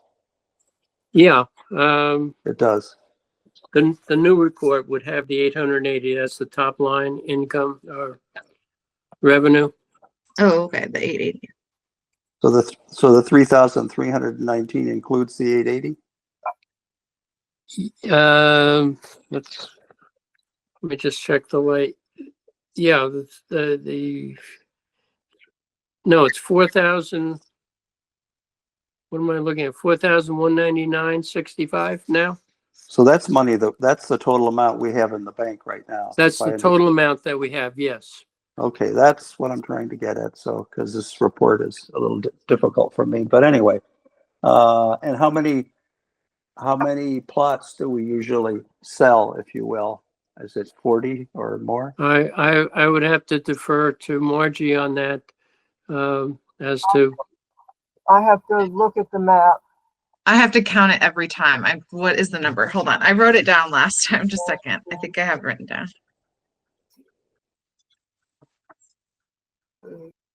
41. 41. Okay, so that's basically going to be a little over $1,000 if all the plots are sold, if Yeah. you will.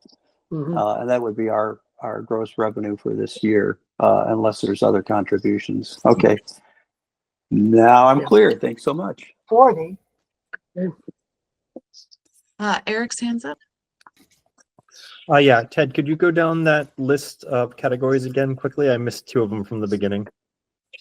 Oh, budget categories. For expenditures, I list building materials, compost and soil, equipment maintenance, gas and oil, irrigation services, plants, shed keys, and miscellaneous.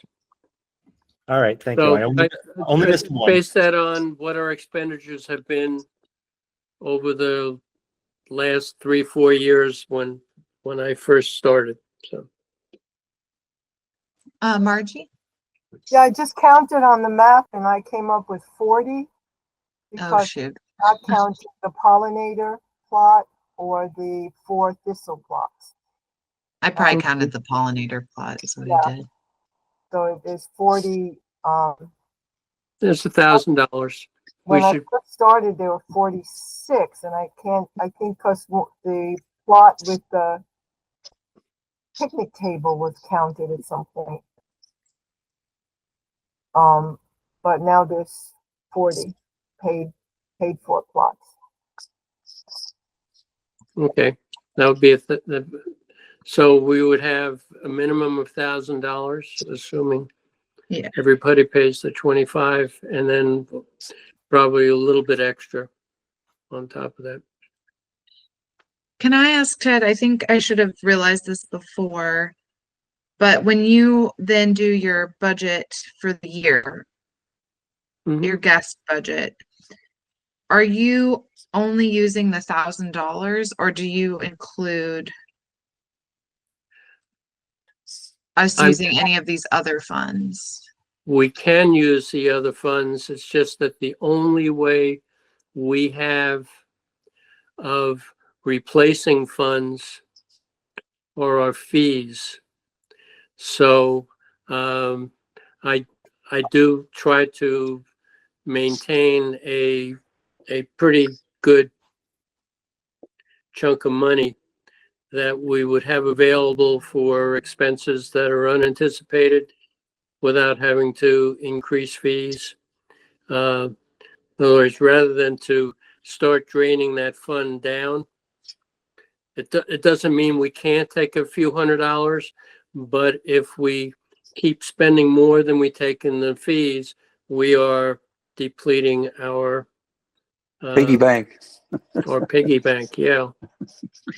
The only reason I was wondering is I wondered too, I guess I want to talk to Ava if they have a suggestion for us from the Conservation Commission's point of view, if there was a large scale emergency, like our irrigation system needs to be redone or something, like that's like, you know, if we're saving for that rainy day, but they already would have a path for us for Good something like that question. happening, Well, because we are related to the city already. I just want to check with them because we maybe could be pursuing more projects and not realizing. exactly. Yeah. Maybe we could, if I could meet with you and Ava. Yeah, totally. And And Ava's sometime go so over sweet. what possibilities we have, maybe even if we would be eligible for grants through that committee. We are eligible for grants. So let's meet together with Ava, and then separately, Ted, I can talk to you about, I met with her earlier and we went through the Community Preservation Committee's grant proposals and like what kinds of projects that grant funds. Most of it is projects that are bigger than anything we've planned to do so far. But I can show you what this looks like and the timeline. Like they meet quarterly, and then it takes like another like 3 months to 6 months like before you even get the money. So it'd be like we'd have to envision pretty far ahead with some of this stuff. Mhm. But I'll show this to you so you can know it and start brainstorming our budget with this grant information also. Ava was trying to get into the meeting and then she said she had to leave because of a bad internet connection. So let me get you guys in contact for sure. And then we can talk more about the Preservation Act stuff. Awesome. So right now we have I'm going to send you my detailed proposal for the $60 for the compost project. Ryan will send you the details for the sign making $140 project. The only other projects we have for this year, it doesn't sound like Pollinator Garden's going to need any extra funds. No more raised beds need to be made. I thought she might need some more soil, but okay, yeah, the soil. You're right. So soil. I'll wait to hear from Karen. I'm sure she'll let me know. Yes. And then the other proposed project is money towards a picnic table. Okay, could I speak to that? Yes. If the committee would mind, I would like to make a gift. I saw a picnic table at Costco, a big chunk of money off. It's a 6 foot. It's not wooden. It's got metal frame, but the top is some type. The top and the benches are some type of resin. So it's a table that can be used, as far as I'm concerned, for just sitting down and eating a meal or sitting there relaxing, not to, as I did last year, start to build raised beds on it. But it is something that supposedly will last for a while. It's a gray color. So the only thing I would need, and I would donate this, I would need somebody who has a vehicle that can handle a 6 foot long maybe a few inches longer box that includes all the materials, and then just put it together, get it up to the garden. If that would be okay, if you think that would be satisfactory. I think maybe, did you get my email with the picture of it? Or I sent it to Mark. To Mark. Did you get the picture? Yeah, I got it. Yeah. Stephen, your hand's up. Ted, just to be clear, in terms of being able to transport this, would a regular larger, I mean, do you need a pickup truck to transport? I don't, I'm just trying to think whether or not a large SUV, if you can put the back seats down, Yeah. could probably handle, it just has to be, it's a box, it might be 6 inches to 8 inches high, but it's about 32 inches wide and about, let's say, give it a little bit more than 72 inches. So maybe 73, 74 inches long. All right. I'll measure my, I have a RAV4 I can measure. Okay. But if we're back at needing a pickup truck, there's no point for you to go through this expense for that kind of table when there's so many others we can get. If we just had a pickup truck for much less, I'm not even asking you how much you would have to spend for this at Costco. No, I'm just saying it brings us right back. If it's something that we can just transport ourselves, that's another thing, and I'm happy to even do that. Well, it has to be put together. It's in the box. Well, I get you're willing to do the assembly.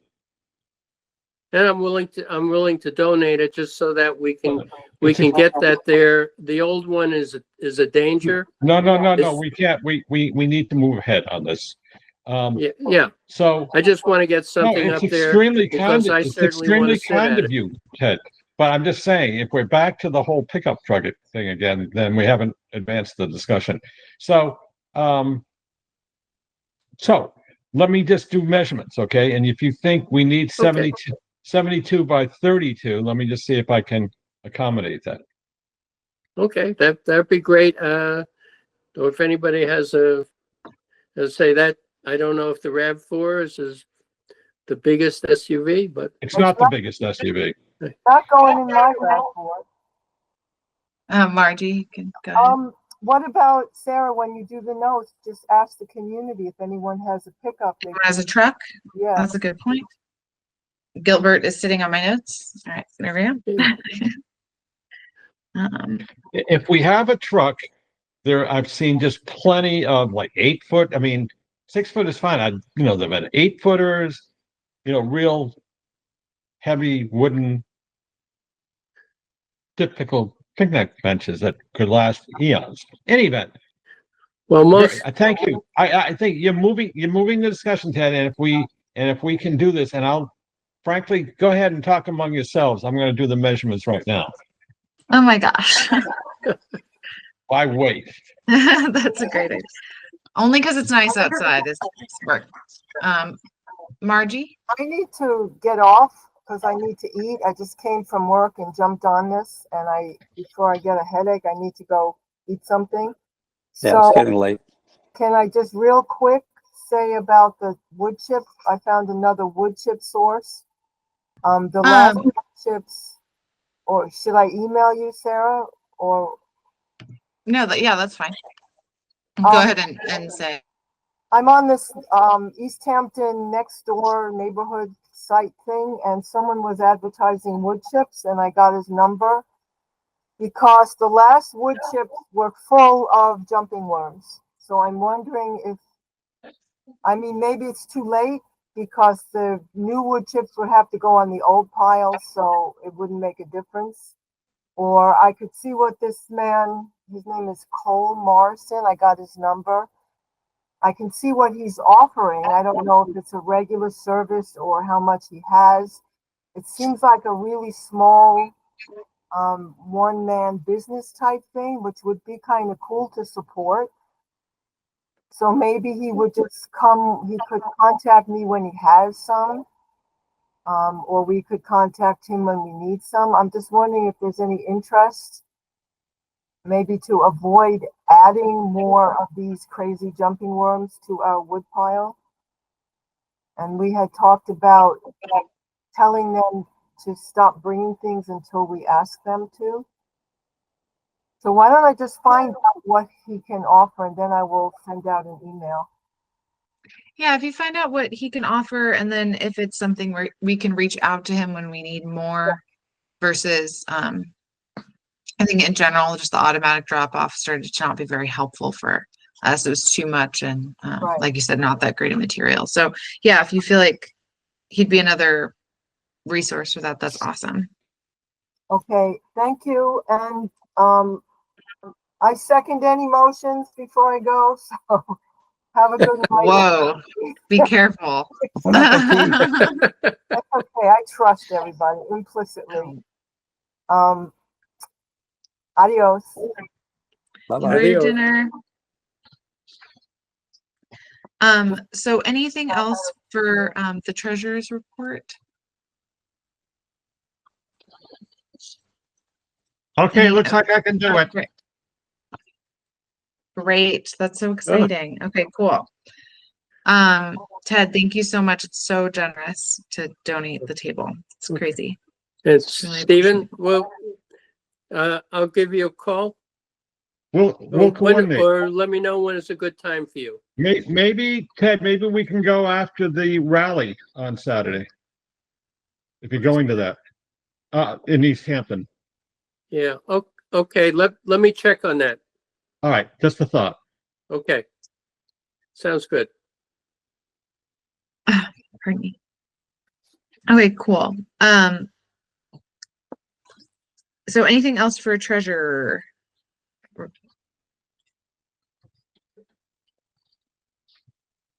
We're all set there? Yep. Awesome. Eric. Motion to accept the treasurer's report. Second. A second. All in favor? Awesome. Great. So well, shoot, I guess what I meant to ask, can we approve, I would like to have the sign making supplies for the opening workday, which would mean I think we might need to approve that purchasing over email once Ryan sends you the details of what she wants to buy. Motion to approve the sign making supplies over email before our next meeting. Second that. Great. All in favor? Aye. Awesome. Okay, so then we can get that all set for the opening workday. And then Mark, do you want to collect money for the compost order on the opening workday? Is that what we did last year? No. What we do is we get the money in advance, and actually the compost we usually get delivered toward the beginning of the month. So Of yeah, May. yeah, which could be on that work day, but I don't know. That's a Sunday, right? So I don't know that that's going to work. I can have him deliver on May 3rd. Here's what I want to do.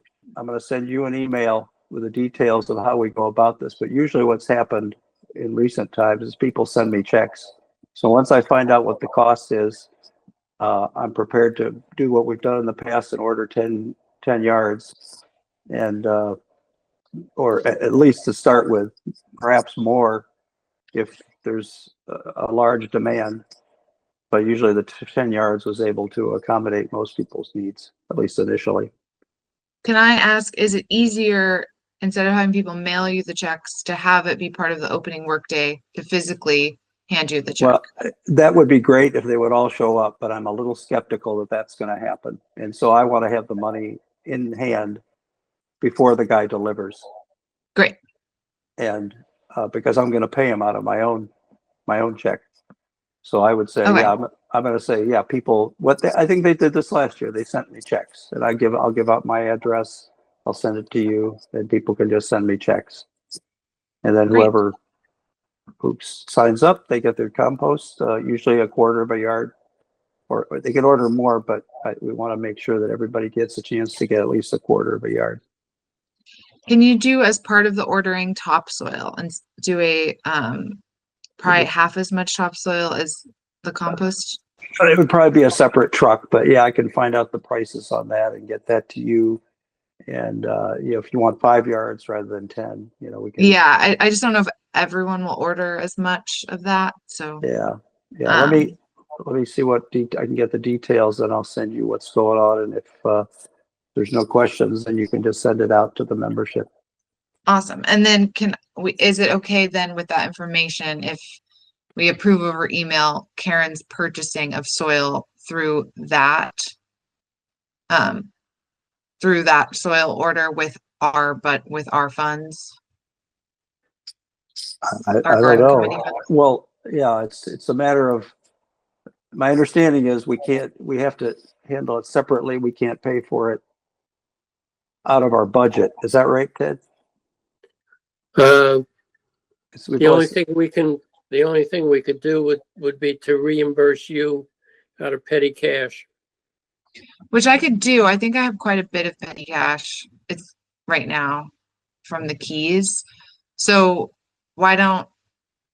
once you get the prices for the compost and the topsoil, I'll send that to Karen, and Karen, you let me know how much of each of those you need, and I'll see if I have enough in petty cash to just reimburse Mark that way. Yeah, I mean, my guess is like topsoil. I don't know if it needs to happen all at once on May 1st or whatever, or if there's some flexibility. Because again, these guys have 2 size trucks. They have a 10-yard truck and a 5-yard truck.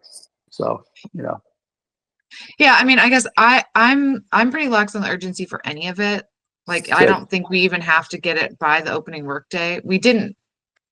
I think there's been years where that wasn't the case, so we can make that as like late as you want. I'm trying to coordinate, because adding the soil on, that's a new hitch to what I've done in the past. I usually just get the compost. So I'm happy to do it, but we'll just see what the scheduling's like. I'll call Four Seasons and see what their prices are and all that, and get that information to you, and you can pass it along. Awesome, Karen. Yeah. Well, so we should compare the prices. Yeah, I'll send you what Mark sends me so you can decide. Yeah, it'll be a price per cubic yard, so you can decide based on what you think you need. Okay. Okay, I'm gonna go ahead. Which I guess part of me is the sooner you can get that to me, it'll be important to let the gardeners who are going to be growing in grow bags.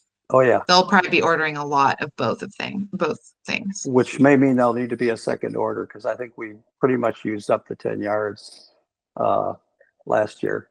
I mean, there wasn't anything left over. It was all accounted for. So if we're going to add on additional people, for the grow bags and all that, maybe we have to make a second order. But that's okay. Well, I'll get you the info, and then we can take it from there. Okay, cool. Can the info also have hypothetical deadline dates for when you need the checks by and Oh yeah, okay. Yeah, I'm going to get a delivery date from them. Say, when can you deliver? Can you deliver by May? Let's say May 3rd, and see what they say. Great. Okay, I'm gonna sign off because it's getting late. Well, don't worry, guys. That was the last thing we need to talk about. Oh, good.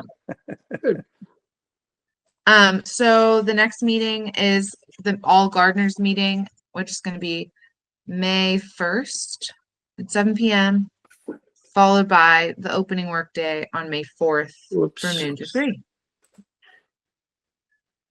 Great. Okay. I might not be able to make May 1st meeting. Okay. Move to adjourn. A wife's birthday. Oh my God. Oh no, yeah, you can't. Yeah. That's so fun. You go out to dinner. Great. Well, just send me the updates, and we'll do our best to read them. I don't understand math, so I'll do my best to read it. Great. All right. Thank you guys so much. I feel like this was such a cool meeting. And I'm excited to see you guys soon. I move to end the meeting. Second. All right. All in favor? Aye. Wonderful. Have good rest, everyone. This government meeting is brought to you by Eastworks and our local cable subscribers.